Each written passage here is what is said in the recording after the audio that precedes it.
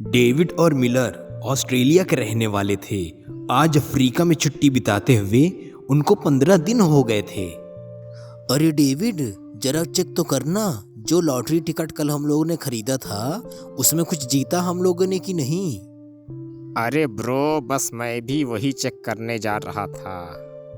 क्या यार, वही झंडू बाम किस्मत है अपनी। तो कुछ नहीं जीता हम लोगों ने इस बार भी। अफ्रीका में हम लोग का ये 8वां लॉटरी का टिकट था, वो भी खाली गया।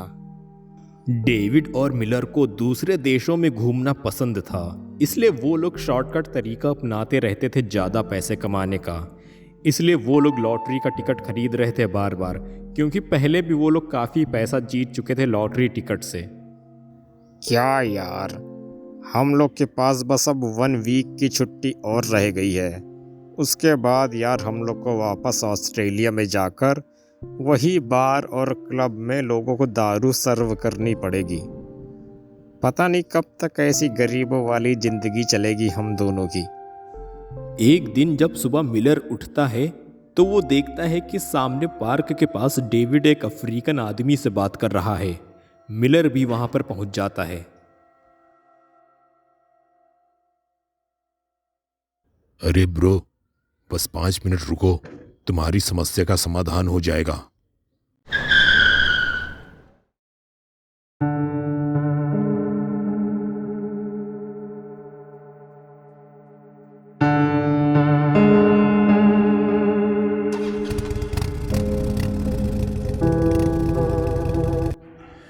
देखा, इतना आसान है ये काम।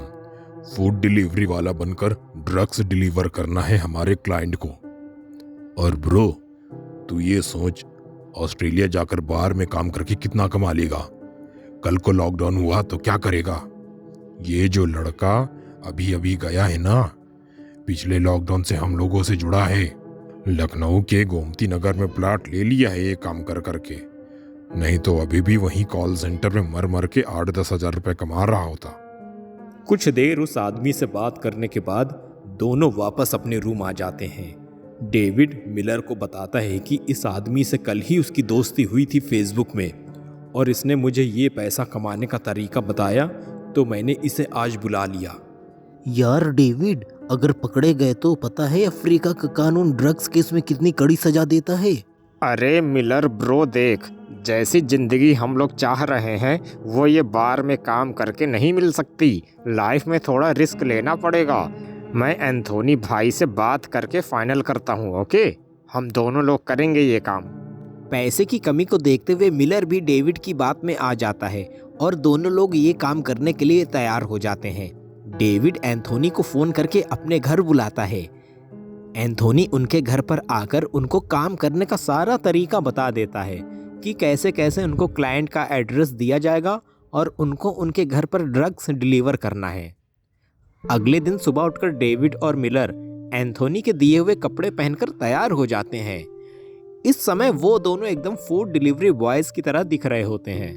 उन्होंने एंथोनी के दिए हुए ड्रग्स के पैकेट भी खाना रखने वाले बॉक्स में इस तरह से छुपा लिए कि ऊपर से देखने पर लगता था कि बस खाना रखा है उसमें और कुछ भी नहीं। स्कूटी भी उन दोनों को उपलब्ध करा दी जाती है।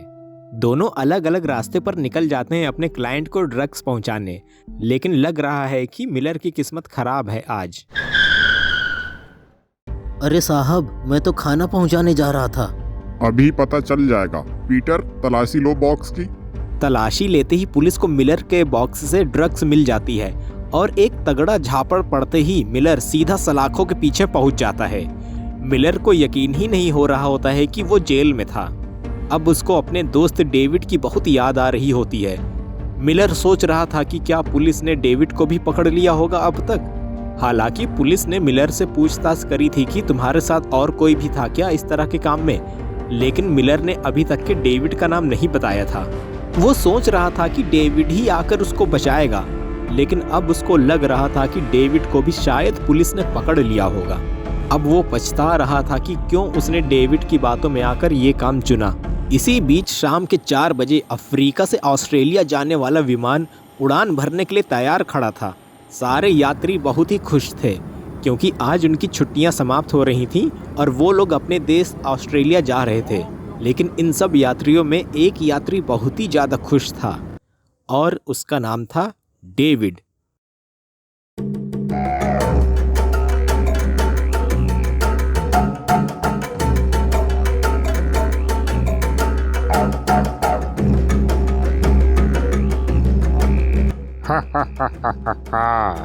क्या गजब बेवकूफ़ बनाया है अपने दोस्त मिलर को मैंने। अब जिंदगी भर वो इस अफ्रीकन जेल में रहने के बावजूद ये नहीं समझ पाएगा कि उस दिन जो मैंने लॉटरी का टिकट चेक किया था उसमें हम दोनों ने 1 करोड़ रुपए का इनाम जीता था। लेकिन मैं इतनी बड़ी रकम को 2 लोगों में बांटना नहीं चाहता था, इसलिए मैंने अपने दोस्त को फंसा दिया ड्रग्स के केस में। उस दिन पुलिस को मैंने ही रास्ते के एक पीसीओ से फ़ोन करके बताया था कि एक फूड डिलीवरी बॉय ड्रग्स लेकर आ रहा है, जबकि मैं तो घूमकर वापस अपने घर आ गया था और कपड़े बदलकर लॉटरी ऑफिस गया था। मेरी तरकीब काम कर गई और मिलर को पुलिस ने पकड़ लिया। लेकिन मेरा दोस्त मिलर है बड़ा मासूम। वो इतना कमज़ोर नहीं है कि मेरा नाम इतनी जल्दी पुलिस को बता देगा, और जब तक वो बताएगा तब तक मैं ऑस्ट्रेलिया आ चुका हूँगा सारे पैसे लेकर। जरा अकाउंट चेक करके देखता हूँ कि लॉटरी का पैसा आया कि नहीं। लेकिन लग रहा था डेविड की इच्छा इतनी आसानी से नहीं पूरी होने वाली।